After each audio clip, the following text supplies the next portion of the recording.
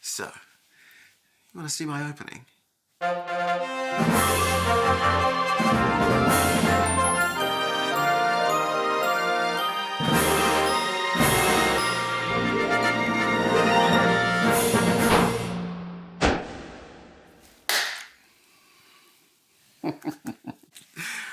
What? First video. Tiny budget.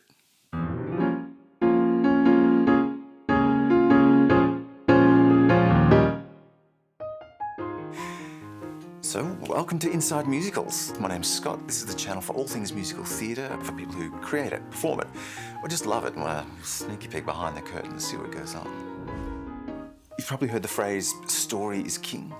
I mean, what does that even mean?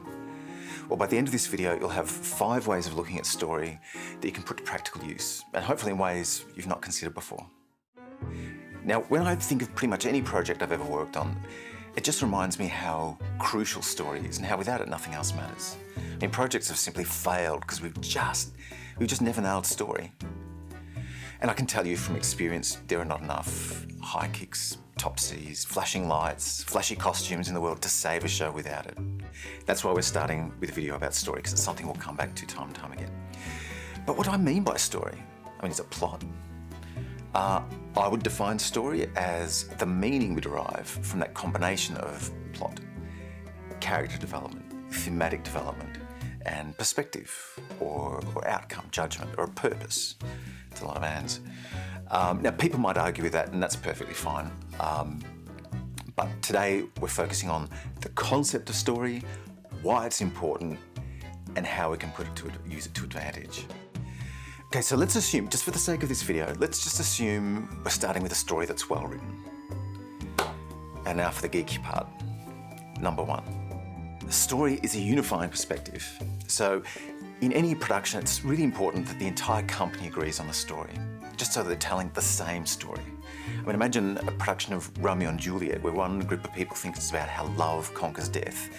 Another group of people think it's a morality lesson on the perils of underage sex in medieval Europe. Not the same story. West Side Story, interestingly, which is inspired by Romeo and Juliet, is not so much about the idea of love conquers death. In Romeo and Juliet, you might remember, spoiler alert, 2 families are united in their grief. So in a sense, the love of these 2 young people survives their death. Love conquers death. I would argue West Side Story is more an indictment on a society where our petty differences destroy each other. Similar plot, different story. Which brings us to tip number 2. Story is context. So now we're all on the same page about what our story is. On an individual level, it starts to make our job easier, because from the billions of creative possibilities, we can start to narrow it down to the ones that are most relevant, the ones that belong to the story and the ones that don't. Of course, that's not to say that it suddenly becomes easy, because believe me, it doesn't. But the point is, once your choices can become purposeful, you can test them against story. Story is context. I'll give you an example. At the beginning of this video, I created a short little story. Now, some people might argue it's less of a story, more of a gag. I'm setting up an expectation of something big about to happen. Then I undercut it with an anticlimax to get a laugh. Once again, some people might argue it wasn't much of a laugh. Some people might just be mean. But the point is, I knew my purpose, and so I could be selective about the images I chose to create that sequence, to create meaning, our story. I'll give you another example. Maybe you're an actor. Maybe you've created the most brilliant backstory the world has ever seen for your character. And maybe it's completely compelling in its own right. But you've got to bring it back to context. Does it illuminate the broader story? Is it consistent with your character's function within the story? Can you actually show it on stage? Or is it just something in your head? Because if not, be brutal. Get rid of it. It's irrelevant. I know it sounds harsh, but the thing is, story is selective. And if you're not refining it, if you're not adding to it, then you're diluting it. Get rid of it. Make other creative choices. Which brings us to tip number 3. Story is the common language between artists.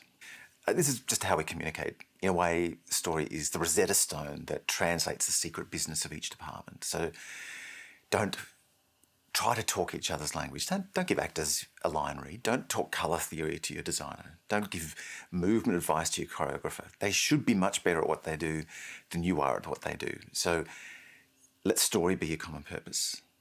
And let them rise to the occasion to reveal it in their own way because you've agreed on the same story. Now, of course, consensus about interpretation of the story can take a time to evolve. But then on the other hand, the director is always right. Even if he is a wannabe douchebag. I'm just sitting here amusing myself.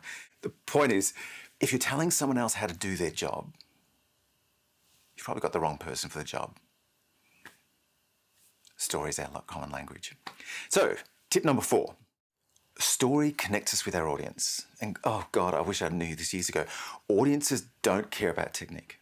I'll say it again because it bears repeating. Audiences don't care about technique. They just don't. They care about characters.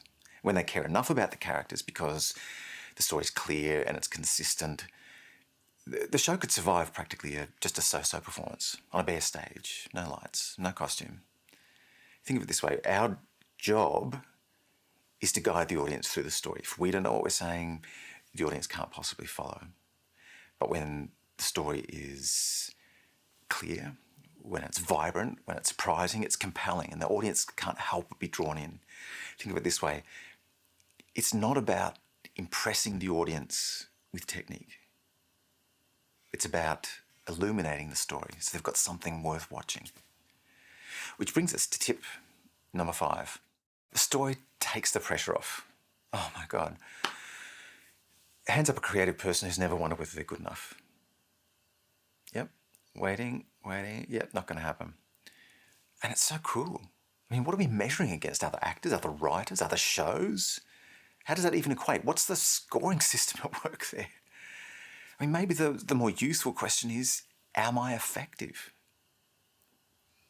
Because that can be measured against story. So when you're, instead of saying, am I good enough? Ask, are my choices effective? First of all, it makes it less personal and it takes the sting out of any sense of judgment in that question. And so no matter your level of expertise, as long as your lack of technique is not getting in the way, bear in mind that a simple story, well told, always trumps a complex story that makes absolutely no sense. And we've all been there. But bottom line is this, story is freedom. The clearer the story, less guesswork involved. You don't have to flail around just hoping you'll stumble on a solution. When you use story to scaffold your technique, if that's a thing, it will always lead you to that incredible performance, that incredible writing, lyrics, music, whatever you think. Okay, so extra bonus. If you're an actor, you've ever done something stupid, resorted to the, it was a character choice, now you've got something new to add to your arsenal. Just testing a story. Yeah, you're welcome. In the end, for all its eye candy, isn't musical theatre about telling a story? In nice costumes, with good-looking people who can move. I'm just amusing myself. You tell me a story. Tell me what's obsessing you. Tell me how you put story at the centre of whatever you're doing. Tell me what you're struggling with. What can I do a video on? How can I help? Until then, I wish you... Oh, this is going to... Front and centre, arms in the air. No, terrible sign-off. Till then, mwah, kisses on your opening. Is that a... Oh, that could be a sign-off. Tasteless. Okay, so just a sign-off for me. Tell me how to say goodbye. Is you ready? Okay, you can go. Mwah.